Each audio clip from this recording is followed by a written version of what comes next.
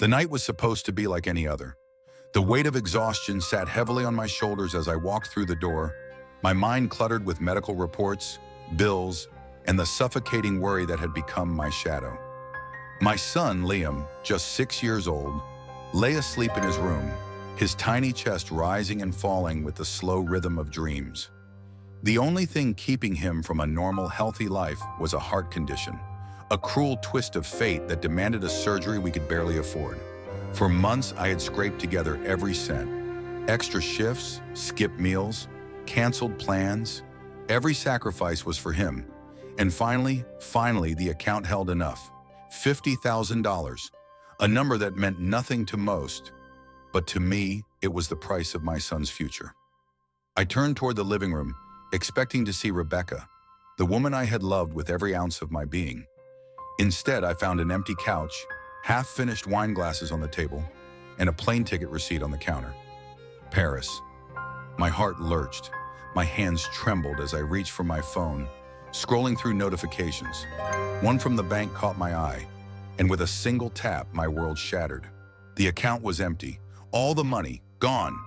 A choking sound escaped my throat as I turned, and there she was, standing in the doorway, wrapped in a silk robe, her lips curling into a satisfied smile. "You found out," she murmured, stretching as if this were just another night. I could barely breathe. "Where's the money, Rebecca?" My voice was hoarse, raw with disbelief. She shrugged, walking past me to pour herself another drink. "I used it." A cold chill ran down my spine. "Used it? For what?"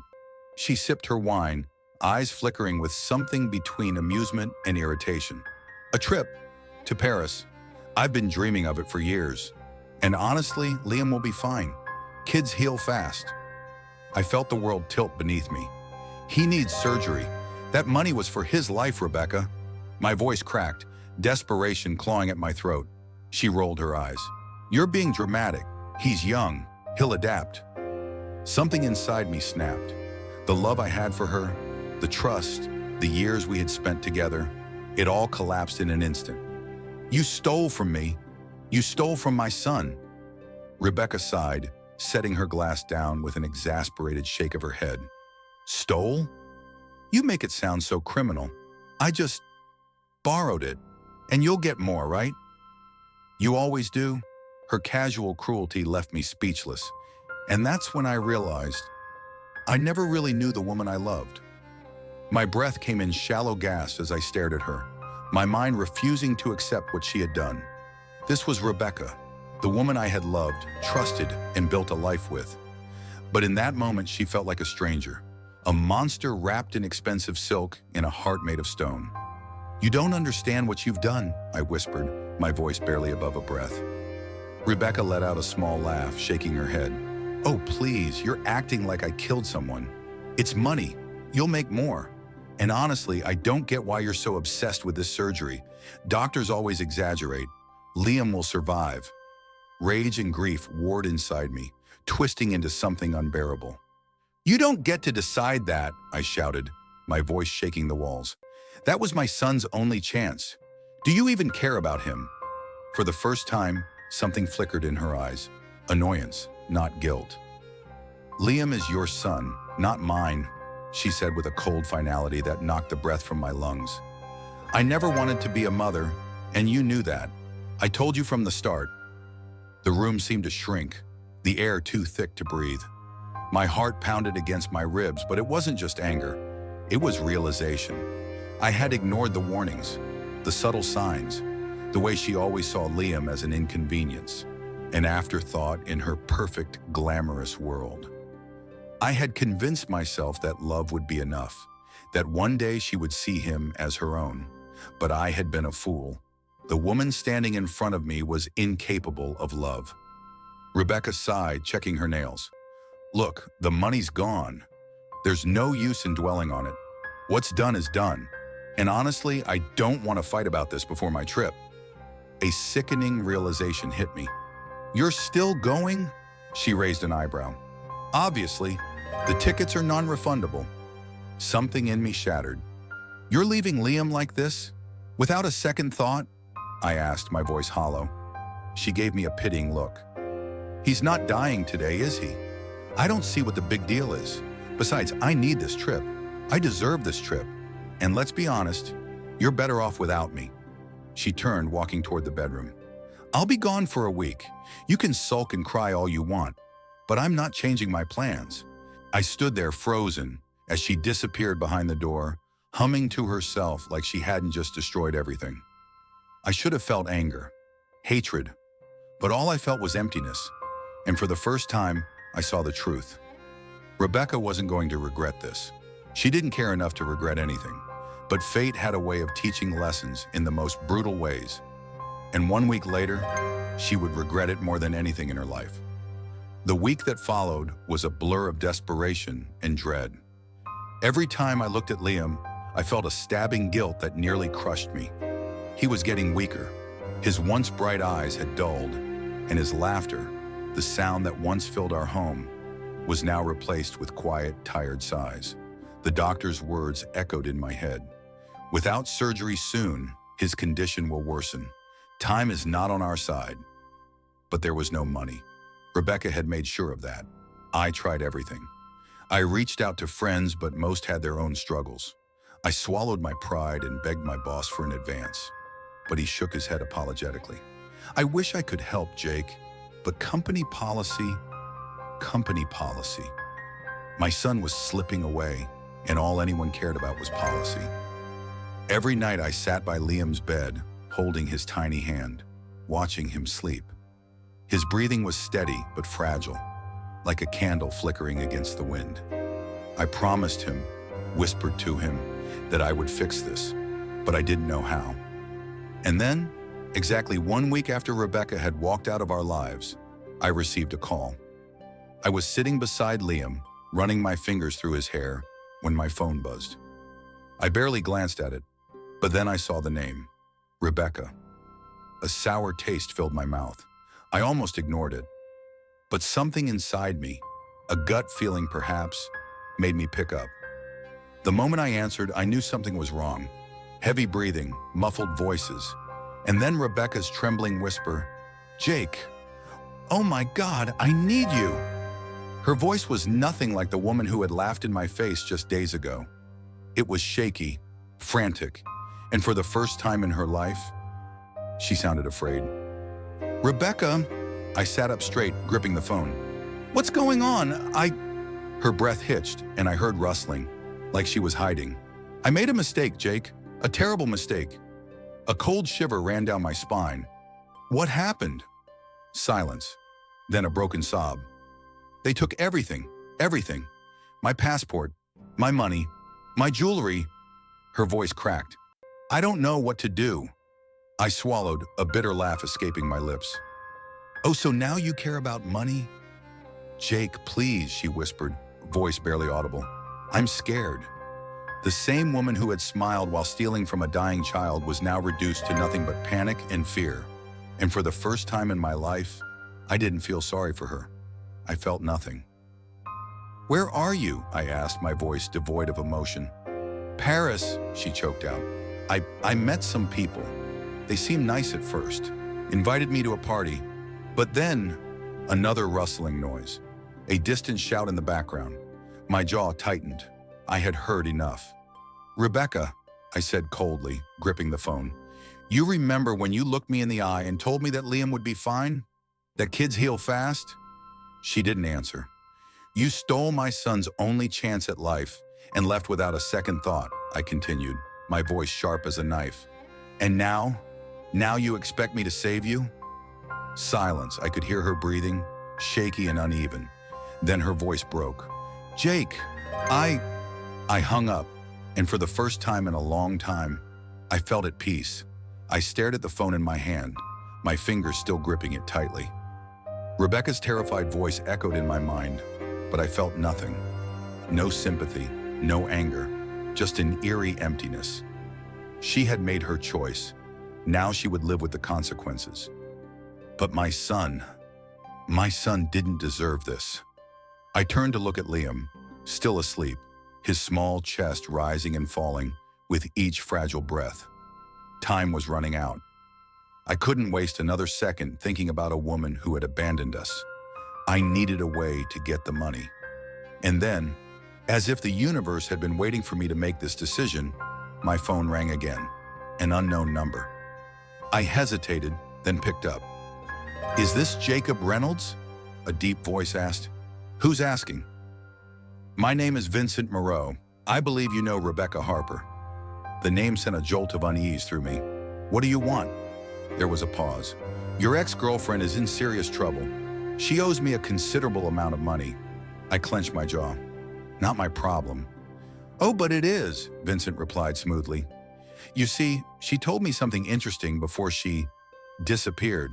She said you had a lot more money than she did, that you were the one who could pay her debt." I felt my blood run cold. "That's a lie. She stole everything from me." "That's unfortunate," he said, his tone still calm, almost amused. "But I'm a businessman, Jacob, and I don't like losing investments. So here's what's going to happen. You're going to find a way to pay me back, or I'll make sure both you and your son regret it." My grip tightened on the phone. "You're threatening my son now?" There was a brief silence. Then Vincent chuckled. "I'm giving you motivation." The call disconnected. I sat there, my mind racing. First, Rebecca had stolen from me, and now her mess had followed me home. I had no money, no resources, but I had one thing left, a reason to fight. I pulled in a deep breath and stood up. If no one was going to help me, I'd do it myself. I would find a way to save Liam, no matter what it took. And if Vincent Moreau wanted a war, he just picked the wrong man to mess with. Desperation has a way of sharpening a man's instincts. I had nothing left to lose, and that made me dangerous. I spent the next day calling every contact I had, searching for a way, any way, to get the money for Liam's surgery. Banks wouldn't lend to a single father drowning in debt. Friends sympathized but had their own struggles. Even charities had waiting lists months long. I didn't have months. That's when I made the hardest decision of my life. If the world wasn't going to help me, I would take matters into my own hands. I found myself standing outside an old bar in a part of town I hadn't stepped foot in since my reckless youth. The kind of place where debts were collected with fists and loyalty was bought with blood. Inside, the air was thick with smoke and desperation. I spotted him instantly. Mickey the Shark Donovan, an old acquaintance who had spent most of his life walking the line between illegal and unforgivable. Mickey grinned when he saw me. "Jacob Reynolds. Now there's a face I haven't seen in years. What brings you back to the shadows?" I didn't waste time. "I need money, fast." Mickey leaned back, swirling the whiskey in his glass. "And what makes you think I have it?" "Because people like you always do." I met his gaze head on. "And I know you'll give it to me, for the right price." He chuckled. "And what's the price you're willing to pay?" "Anything." The word left my mouth before I could take it back. Mickey's grin widened. "Careful, Jacob, that's a dangerous promise." But I didn't flinch. "Name it." He studied me for a long moment, then exhaled. "All right. There's a guy who owes me a significant amount of money. He's been avoiding me for months. I need someone persuasive to remind him of his obligations." I understood instantly. This wasn't a simple favor. This was a job, a dirty one. But I was out of options. "How much are we talking?" I asked.